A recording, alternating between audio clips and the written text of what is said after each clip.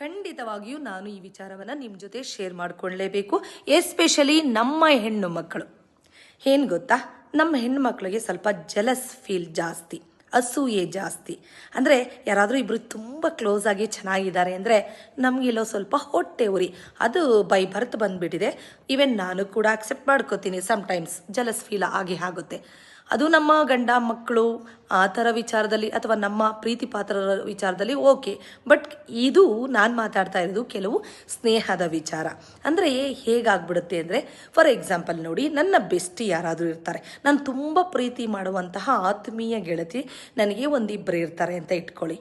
So ನಾನು ಅವರ ಬಗ್ಗೆ ಯಾವಾಗಲೂ ಇನ್ನೊಬ್ಬ ಫ್ರೆಂಡು ಅಂದರೆ ಒಂದು ಓಕೆ ಅನ್ನೋ ಫ್ರೆಂಡ್ ಹತ್ರ ಹೇಳ್ಕೊತಾ ಇರ್ತೀನಿ, ನನ್ನ ಬೆಸ್ಟ್ ಫ್ರೆಂಡ್ ಹಾಗೆ, ನನ್ನ ಬೆಸ್ಟ್ ಫ್ರೆಂಡ್ ಹೀಗೆ, ನನ್ನ ಬೆಸ್ಟ್ ಫ್ರೆಂಡು ಅಂತ ಎನಿ ಟೈಮ್ ಅವ್ರ ಬಗ್ಗೆ ನಾವು ಹೊಗಳ್ತಾ ಇರ್ತೀವಿ. ಯಾಕಂದರೆ ನನಗೆ ತುಂಬ ಪ್ರೀತಿ ಅಲ್ವಾ ಆ ಫ್ರೆಂಡ್ ಬಗ್ಗೆ.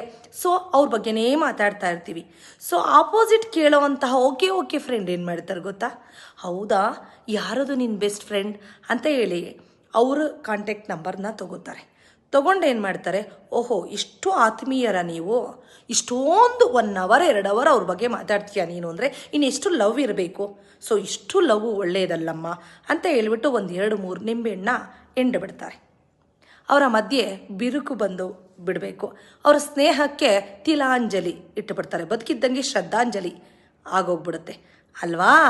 ಇದು ನಿಮಗೂ ಕೂಡ ಎಕ್ಸ್ಪೀರಿಯನ್ಸ್ ಆಗಿದ್ದರೆ ನೀವೇನು ಮಾಡಬೇಕು ಅಂದರೆ, ನನ್ನ ಕಡೆಯಿಂದ ಅಡ್ವೈಸು, ನಿಮ್ಗೆ ಯಾರು ತುಂಬ ಪ್ರೀತಿ ಪಾತ್ರ ಬೆಸ್ಟಿಗಳಿದ್ರೆ ನಿಮ್ಮ ಆತ್ಮದಲ್ಲೇ ಇಟ್ಕೊಳ್ಳಿ. ಅಟ್ಲೀಸ್ಟ್ ಒಂದು ಜೆಂಟ್ಸ್ ಹತ್ರ ಡಿಸ್ಕಸ್ ಮಾಡಿದ್ರೂ ಕೂಡ ಅವರು ಅಯ್ಯೋ ಏನೋ ಮಾಡ್ಕೊ ಹೋಗ್ರಮ್ಮ ಅಂತಾರೆ. ಬಟ್ ಲೇಡೀಸ್ ಹತ್ರ ಡಿಸ್ಕಸ್ ಮಾಡಬೇಕಾದ್ರೆ ನಿಮ್ಮ ಬೆಸ್ಟಿ ಬಗ್ಗೆ, ನಿಮ್ಮ ಆತ್ಮೀಯ ಫ್ರೆಂಡ್ಸ್ ಬಗ್ಗೆ ತುಂಬ ಕೇರ್ಫುಲ್ಲಾಗಿರ್ರಿ. ಏಕೆಂದರೆ ನೀವು ಕನೆಕ್ಷನ್ನು ಮತ್ತು ಕಾಂಟ್ಯಾಕ್ಟ್ ಕೊಡೋದಕ್ಕೆ ಹೋಗಬೇಡಿ. ನಿಮ್ಮ ಫ್ರೆಂಡು ನಿಮಗೆ ಸೀಮಿತ ಆಗಿರಲಿ, ಅವ್ರಿಗೆಲ್ಲ ಫ್ರೆಂಡ್ ಆಗೋದು ಬೇಡ. ಆ ಫ್ರೆಂಡ್ಶಿಪ್ ಉಳಿಯೋದು ಬೇಡ, ಪರವಾಗಿಲ್ಲ ಅಂದರೆ ಕೊಡಿ.